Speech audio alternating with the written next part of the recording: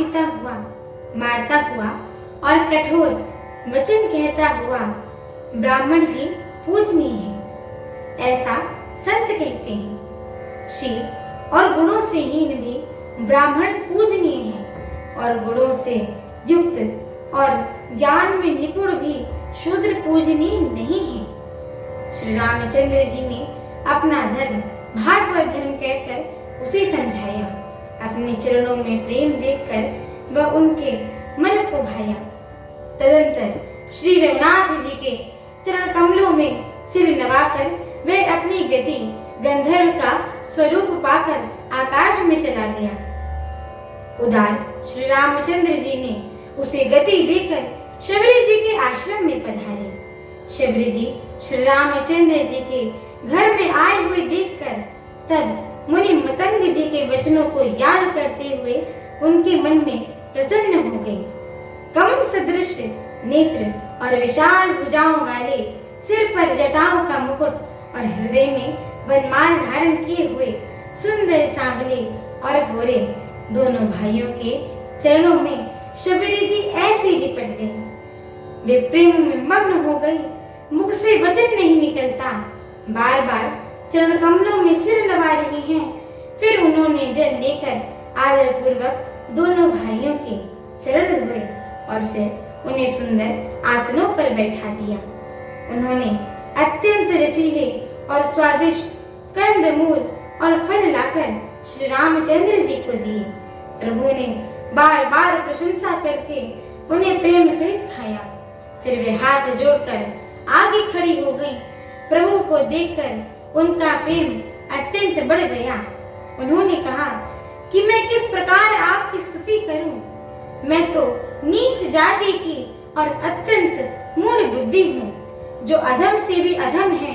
स्त्रियां उनमें भी अत्यंत अधम हैं और उनमें भी हे पाप नाशन मैं मंद बुद्धि हूँ। श्री रघुनाथ जी ने कहा कि हे भामिनी, मेरी बात सुनो। मैं तो केवल एक भक्ति का ही संबंध मानता हूँ। जाति पाति कुल धर्म बढ़ाई धन बल कुटुंब गुण और चतुरता, इन सब के होने पर भी भक्ति रहित मनुष्य कैसा लगता है, जैसे जलहीन बादल शोभाहीन दिखाई पड़ता है। मैं तुमसे अब अपनी देवता भक्ति कहता हूँ। आप सावधान होकर सुनना और मन में धारण करना।